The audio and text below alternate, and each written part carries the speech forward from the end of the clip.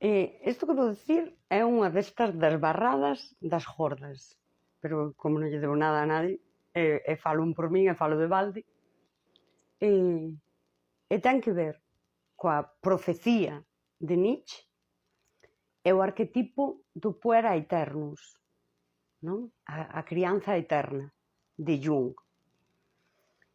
A ver, a profecía de Nietzsche era ese Deus morreu, é dicir, matamos a Deus, o ser humano rompeu con esa idea dun ente superior e incluso do destino, todo isto sería o nihilismo, non? Ese momento no que unha persoa se dá conta que todo aquilo no que cría, no que tiña fé, non existe. En certo modo, non existe no sentido en que xa non quero crer, é dicir, nesa propia evolución humana, cremos máis no material, estas ideas, non? Por isto tamén dixo eu, non? Aquilo que dixo Fromm, de que o ser humano precisa iso e busca religións, sí? Pero esta sería, eu creo que hai moitísimas persoas, eu encontrome moitas veces, agora vou para traballar ás 5:30 e vai xente nos coches e dixo, joder, isto é a vida, tío, pero que horas son estas? Toda esta xente imos para traballar só para ter un salario que nos permita pagar facturas, é xusto, botarlle combustible ao coche, parece que estamos traballando para o sistema, non? Eu tive en un momento que moi nihilista, no que dicía, entre que lle dou a Resol, para non me erguer e pasar frío, que lle dou as eléctricas, o que gana a empresa comigo, que era unha externa doutra compañía. Era unha sensación, non? Isto sería nihilismo. Eu tive unha crise potente aí. Eu creo que hai moitas persoas que en moitos momentos din, hostia, a miña vida non ten xeito nin traza. Claro, a idea dun Deus ou de, non? Que daba un sentido era humanamente útil. Por iso eu digo que agora buscamos. O ser humano precisa darlle un sentido á súa existencia, punto. Isto é así. E logo, bueno, así, un pouco para facernos a idea, non? De que a profecía de Nietzsche era ese nihilismo, ese ser humano desganado, que dixo eu por aí nun vídeo, non? Que eu deín chamarlle a religión da desgana. Pois xa, como rachou con calquera tipo de crenza ou de algo que exista aí, non? Incluso ca propia moral, non? Esa moral que di, eu estou no mundo e quero ser como é debido e quero ser así porque eu son importante e podo facer cousas. Non, está o desganado, a persoa desganada de todo. E logo estaría a crianza eterna, ese arquetipo que describiu tamén Jung, o puer aeternus, é dicir, a crianza eterna.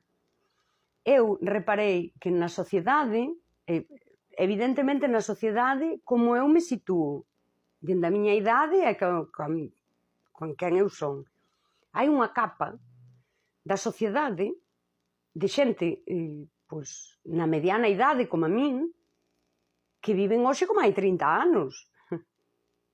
En serio. É como se o arquetipo do puera aeternus estivese, pois eso, cada persoa ten ese arquetipo, non?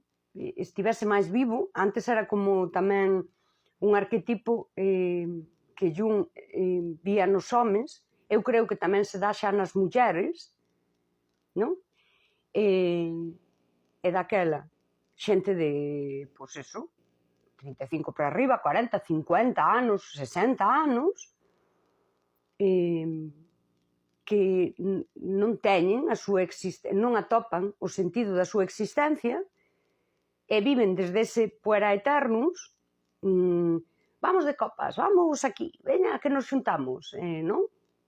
E o mellor eu vexos desde fora e digo, joder, é xente que ten a súa vida bastante ben apañada, están, ou seja, hai insatisfacción nesas persoas, porque o arquetipo do puera aeternus tería a súa sombra, que é, ou seja, sería unha persoa que ten moito medo, que ten moito que ver con iso que dixo eu, que vexo moito na sociedade, a evasión. Non? A xente como que evádome de sentir, evádome de decidir, evádome de todo, e son esa crianza eterna. Pois ese arquetipo, a súa sombra sería precisamente o escapa de todo, escapa de madurar, escapa de decidir, escapa dun soño a outro soño, pero cando hai unha dificultade ou se pon a cousa complicada, pois xa marcho, non? Esa persoa dominada polo puera aeternus sería antes, a veces, pois, esa persoa incluso entrañable, non? Que era un cabeza loca, pero era boa xente, non se metía con ninguén, non? Pero eu hoxe vexo que hai unha capa da sociedade de persoas que son o puera aeternus, o puer aeternus sempre busca a nai, ou a, vamos dicir, proxenitor ou proxenitora que o goberne, que o domine, que isto conectaría moi ben nas relacións de parella, o que dixo eu, non? Como se perpetúa esta parte patriarcal, onde eles, desde ese arquetipo, buscan as mulleres que os cuiden, buscan unha nai, buscan unha compañeira que sexa nai. E elas, que tamén están, eu diría que cada vez máis, ou seja, que hai unha capa aí de persoas inmaduras que no nome da liberdade non tomaron decisións importantes máis aló de que estudio e a que me adico a traballar. Tamén se ven moi atrapadas neses vínculos, incluso nas amizades, vínculos que se basean na validación,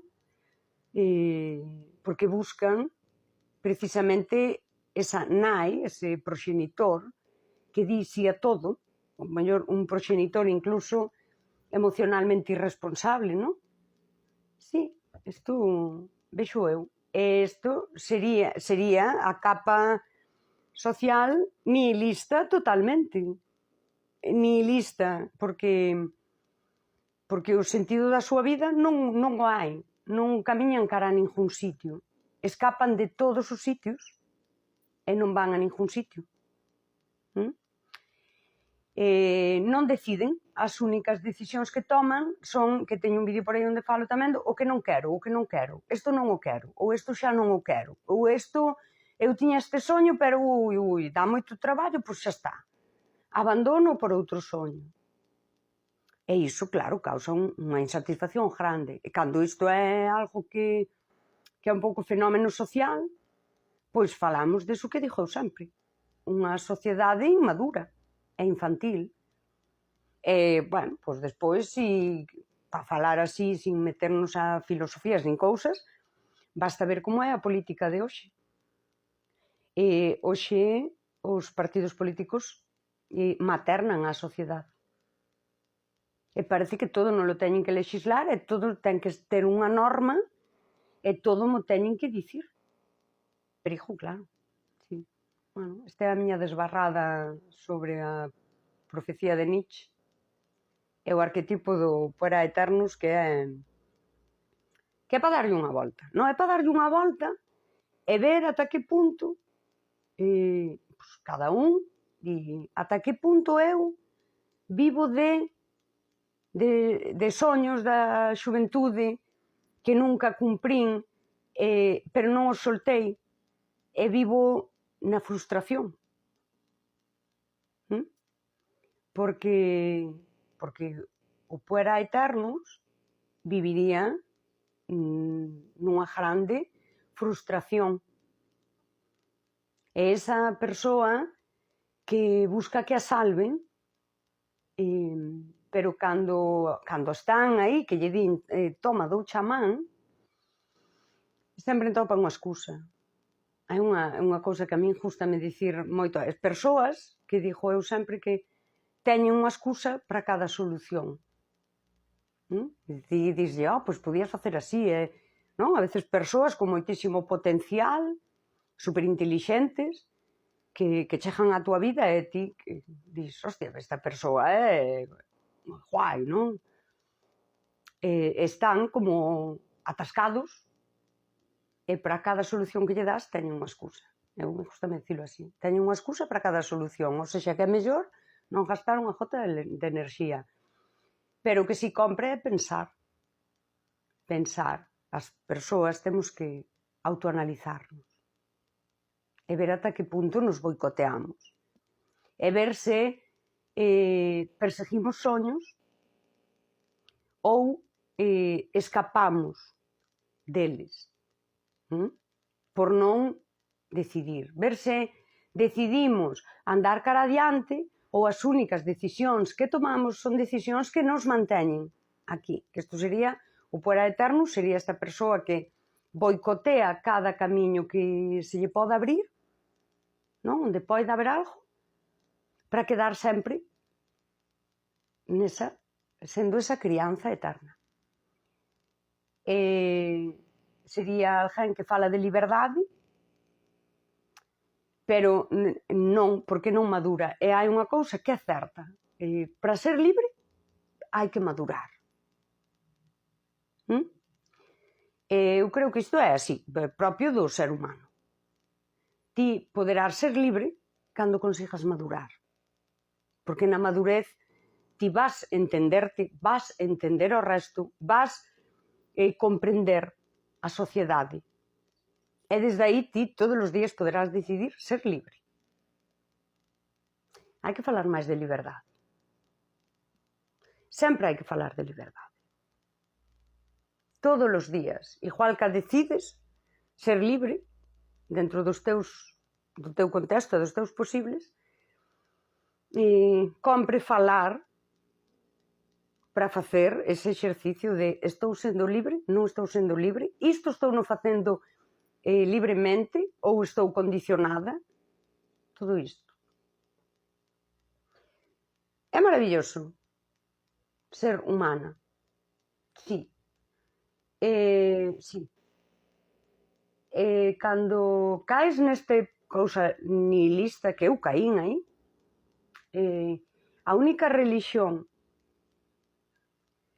que pode funcionar é a da esperanza. A esperanza en ti. A esperanza de que ti vas poder afrontar as cousas da vida, vas poder tomar decisións e